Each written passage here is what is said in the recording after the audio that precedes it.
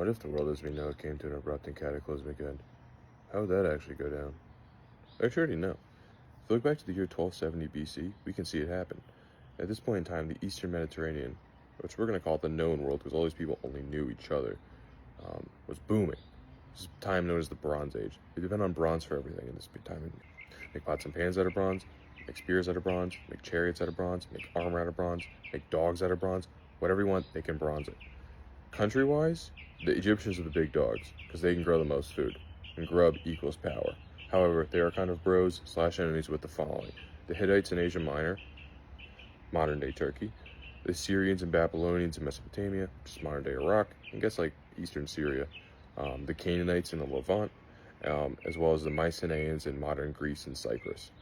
These are the same Greeks that would fight the Trojan War, by the way, probably a couple hundred years earlier. So all these groups are interacting with each other, it's positive or negative ways. But then in a few decades, this great international system is completely destroyed and left as a shadow of its former self. So much so that no one in Greece writes anything now for 500 years. When some guy just sitting next to Homer decided to write down the Iliad and the Odyssey. Homer couldn't do it because he was blind. So what happened? No one can actually say for sure. There's some Egyptian sources that describe these people that they would call the sea peoples, were these nomadic seafarers, wander out of the Mediterranean in their ships and destroy everything on the coastline and steal stuff. Kind of like Vikings with olive oil. There's actually a letter from a local leader in Ugarit, Syria describing this happening. His name is Amun-Rabi.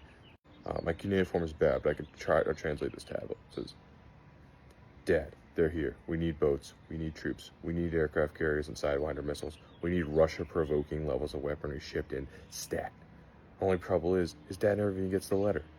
His dad's already dead. The city's already been destroyed. So Amun-Rabi probably goes down with the ship as well. The only group to technically survive this in any kind of like historical record is the Egyptians.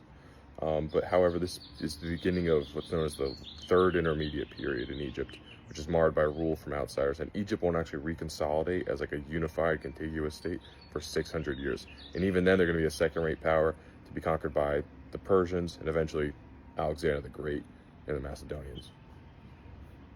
As to the question of what would it be like, probably as Egyptian described it on Egyptian Yelp: pretty bad, not great, 1 star.